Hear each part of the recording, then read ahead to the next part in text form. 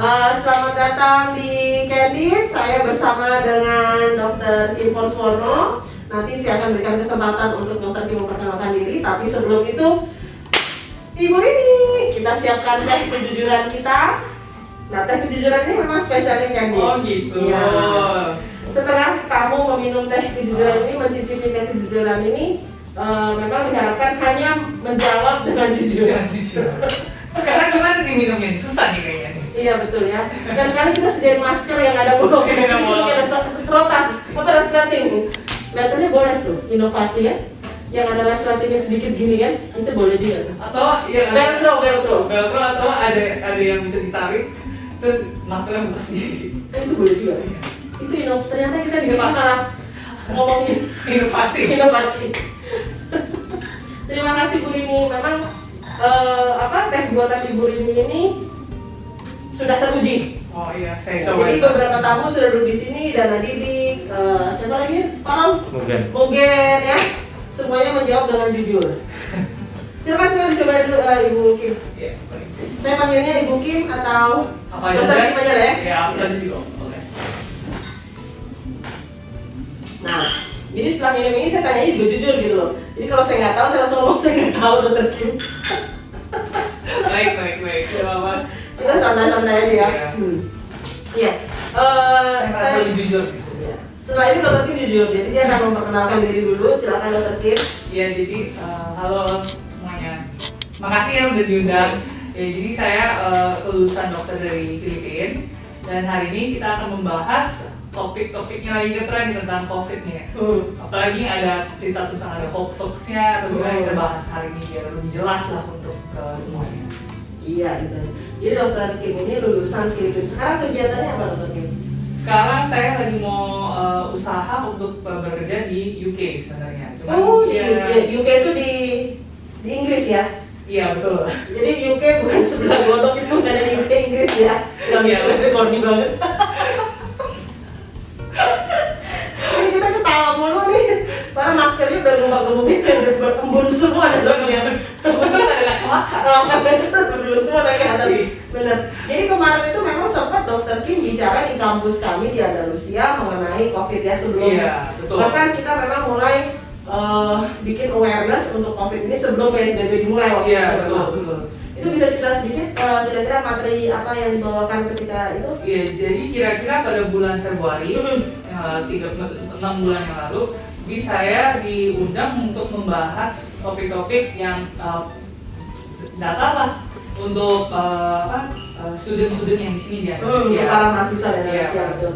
Tapi topik-topik yang waktu saya jelaskan waktu itu sampai sekarang karena udah banyak banget yang berubah. Iya. Ya, jadi ya bagus lah ada acara ini biar bisa ada update-nya. Iya, betul. Cuma waktu itu saya sempat cuman membahas tentang yang basic-basicnya seperti virologinya, apakah itu virus corona, dan manajemen yang data lah yang untuk orang-orang biasa untuk mengerti. Oh gitu ya, benar-benar. Nah, sebenarnya hari ini hanya satu aja sih, ada satu kata yang cukup membuat panik masyarakat ya. Airborne. Ini yang cukup membuat katanya airborne, dari yang ngerti sampai nggak ngerti atau kurang ngerti. Iya. Pokoknya kata-kata juga airborne, itu tiba-tiba semuanya panik. Panik. Gitu. Nah, kita mau bahas dulu sebelum ke COVID-nya sendiri ini ya. Apa itu? Apa itu airborne-nya sebenarnya? Karena virus dibilang itu airborne, itu maksudnya apa? Iya. Jadi kan kita sudah tahu COVID ini tersebarnya tuh gara-gara pertamanya dari droplet kan. Pertama droplet, Iya. betul. Nah, tapi droplet itu apa? Itu tuh adalah cairan. Jadi kalau batuk, Kalau batuk, air yang betul. yang muncrat gitu ya. Iya. Kan? Jadi teman-teman kalau batuk jangan muncrat ya. Batuk atau lagi Pilek kali. ngomong. Oh bicara juga. Bisa bicara atau lagi hati apa sih? Bersin. Nggak apa-apa. Ya karena Dr. Kim memang lulusan Filipina, jadi agak sedikit kalau kata-kata ini saya yang translate aja nggak apa-apa ya. Sneezing kan maksudnya. Sneezing, Nah, ya. ya itu bersin, itu hacin. Nah, itu. Ya jadi ada metode-metode yang kayak kita lagi bicara atau lagi sneezing atau sedang batuk, nah emang ada cairan-cairan yang keluar, maupun bisa dilihat karena bisa kelihatan kan, kayak muncrat gitu. Ya, ada berasa lagi. Ada berasa ya. Ya. Tapi ada juga yang kita lagi ngomong kayak gini, ada yang keluar, cuman emang nggak kelihatan. Nggak kelihatan, Ya. karena kecil sekali. Iya, jadi kan cairan-cairan itu mereka tuh ada ukurannya. Kalau di atas 5 mikrometer, micrometer, dia itu droplet. Tapi yang di bawah 5 micrometer itu adalah airborne. Partikel-partikel yang bisa jadi airborne. Gitu. Jadi kalau droplet itu kan karena mereka lebih besar, jadi mereka lebih berat. Partikel lebih berat. Jadi kalau with gravity, kalau cairan itu keluar dari mulut kita, dia lebih cepat, lebih cepat turunnya.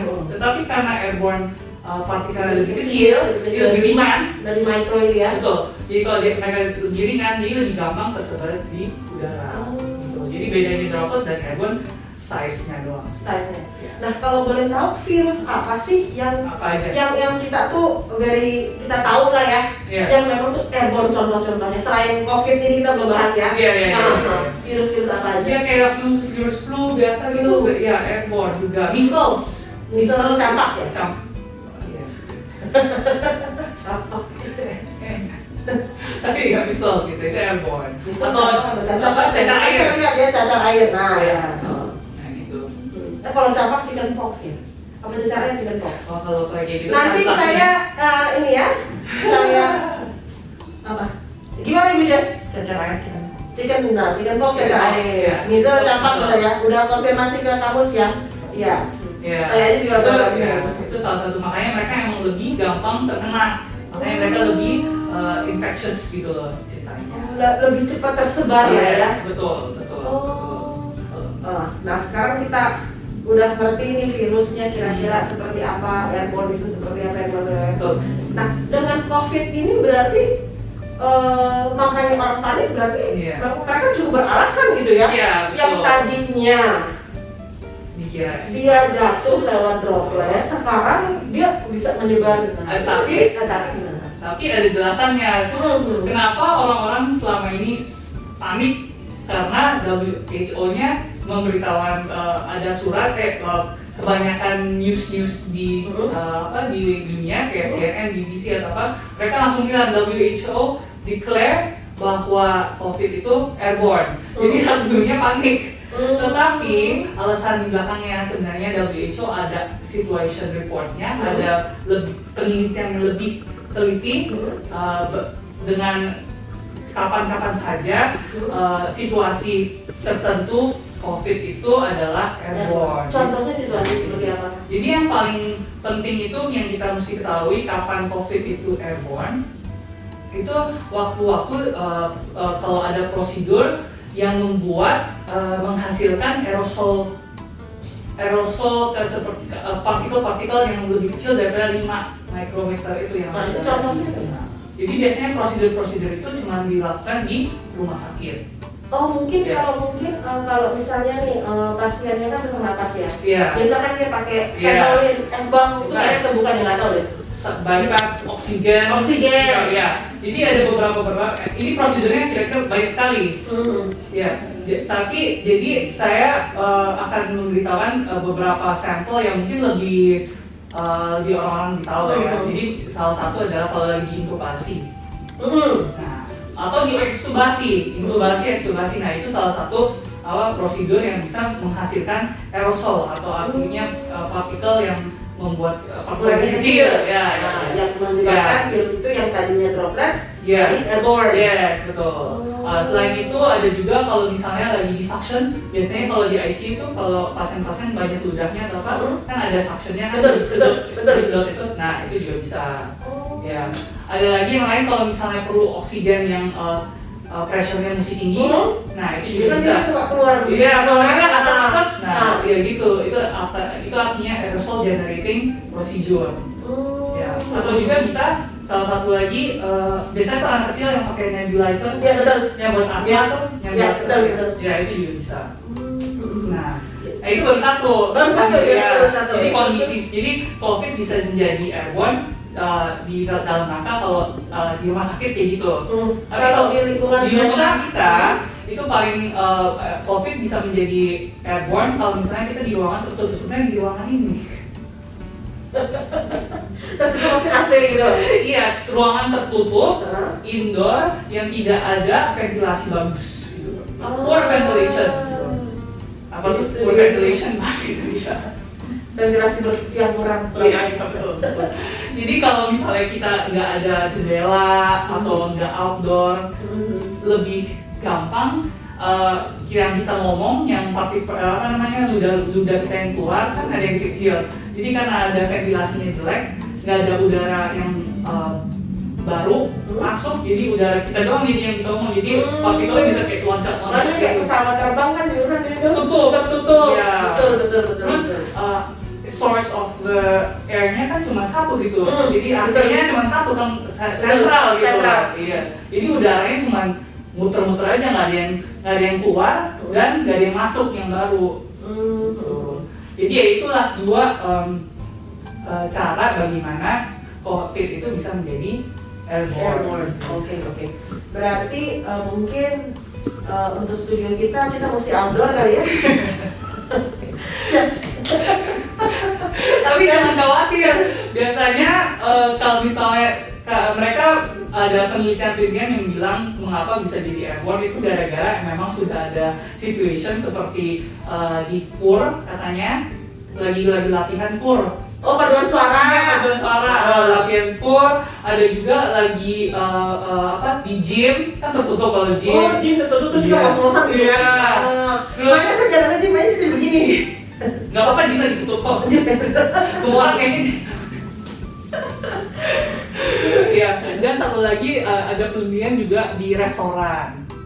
Nah, jadi gara-gara restoran juga tertutup. Kalau restorannya, berarti memang paling tepat restoran yang outdoor. Iya, makanya sekarang lebih. Jadi restoran Padang yang keringetan tapi udara terbuka semua ini ya. Itu ventilasi bagus. Iya. Jadi memang. Ya terus apa lagi?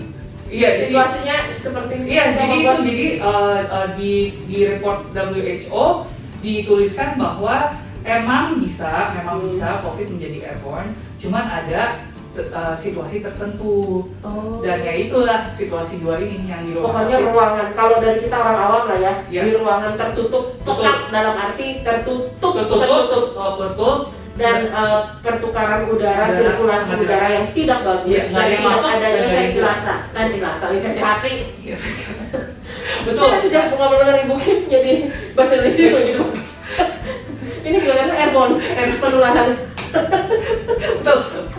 Nah, jadi yang seperti itu ya, teman-teman, adik-adik sekalian, kita jadi belajar nih. Ternyata airborne itu definisinya apa juga saya juga baru tahu ya. Saya pikir airborne itu begitu bicara langsung virusnya terbang-terbang semua ke udara. Kan jadi takut ya. Kita kan jadi parno ya karena kita orang awam, kita nggak tahu. Nah, Dr. Kim sudah menjelaskan memang ada ukuran 5 micrometer. Di atas, hanya di bawah baru airborne ya. Mereka lebih lama lah di udara. Betul. Tapi bisa juga. Sebenarnya mereka kalau memang airborne terus mereka ke udara, emang mereka bisa survive berapa lama Dr. Kim? Nah, itu survival itu kan tergantung virus-virusnya. Oh gitu. Iya, tapi sekarang memang masih banyak uji coba yang ingin mengetahui berapa lama sih memang ini COVID bisa tahan di udara gitu atau tahan di luar.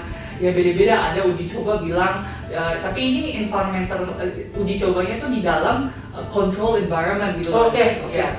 Jadi ada yang bilang kena sinar UV violet 3 jam atau apa gitu. Tapi masih perlu banyak penelitian untuk mengerti untuk orang-orang kita ini semua mengerti. Karena virusnya benar baru ya. Iya betul. Jadi Jadi perlu banyak uji coba.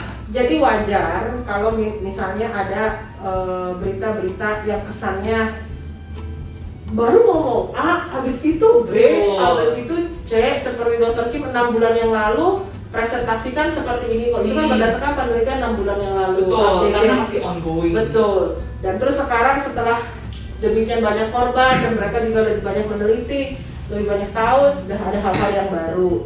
Nah, jadi saya berterima kasih Dr. Kim saya sudah belajar banyak juga. Nah, mungkin minggu-minggu depan kita akan juga bahas lagi mengenai COVID kalau ada yang baru Kalau ada yang kan. baru, Ini ya. memang kan airborne. Mungkin kita bisa bahas nanti apa kata-kata COVID itu yang ODP, ODP, OTG, waduh. Ini sangat membingungkan. Yang sangat kita juga bingung gitu loh ini. Setelah kena lagi, apakah ODP juga atau Iya. PDP, apa itu OTG? Betul. Bener ya, ada Iya. yang kemarin saya dapat video-video dari WhatsApp asimptomatik. Waduh, saya langsung Terlalu banyak terminologinya. terlalu banyak teknologi dan kita masyarakat awam tuh jadinya bukannya makin pintar, malah jadi panik aja. Iya. Karena saking banyak informasinya. Betul, betul. Dan Karena susah. informasinya terbuka benar. Iya, dan susah untuk memilih apa sih informasi itu yang Betul. benar. atau Mana yang benar, Iya. mana yang enggak. Ya, saya bersyukur sekali kita mahasiswa Andalusia, kami keluarga besar Andalusia, kami berusaha untuk bisa menjawab ya, menjawab pertanyaan-pertanyaan yang memang terjadi di masyarakat. Nah, setelah ini, bukan setelah ini ya, saya juga mau beritahu kepada seluruh mahasiswa Andalusia bahwa Dr. Kim akan mengadakan crash course. Crash course itu kursus singkat mengenai anatomi dan fisiologi. Jadi bagi yang ingin mendalami anatomi fisiologi atau mungkin pengen review deh anatomi fisiologi, udah lupa ya Anfis kemarin tuh di semester 1. Ini Lagi sekarang udah iseng. semester 6 ya, atau lagi iseng belajar Anfis. Memang ya isi kata silang. Anyway, susah perawat sama dokter yang lagi iseng belajar. Kalau saya baca donal bebek aja. Jadi silahkan menginfokan kepada kami, silahkan email ke drkim.anfis@andalusia.ac.id. Sekali lagi catat, DR kayak dokter gitu. DR Kim, Kimnya KIM. Dr. Kim Dr. Kim.anfis anatomi fisiologi anfis@andalusia.ac.id. Nanti tolong mungkin Pak Rom bisa diberikan link di bawah. Dr. Kim.anfis@andalusia.ac.id ya. Terima kasih banyak Dr. Kim. Ya, makasih. Silakan nikmati tehnya. Udah Tim kita cukup kan jujur. cukup jujur. Kalau mau ngecek diri saya sendiri. Nah, saya akan mengucapkan selamat tinggal. Selamat tinggal sekali. Kita ketemu lagi di topik berikutnya. Kami bersama Sir Adit. Ayo dong Sir Adit. Say goodbye kan kita. Bye. Bye. Di sini. Oh, Lupa nih. Parom dulu, parom. Parom, silakan Parom, Ibu Jessica.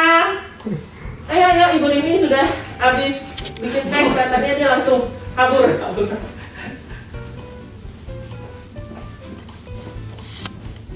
Iya. Begini dulu kan. Oke, guys.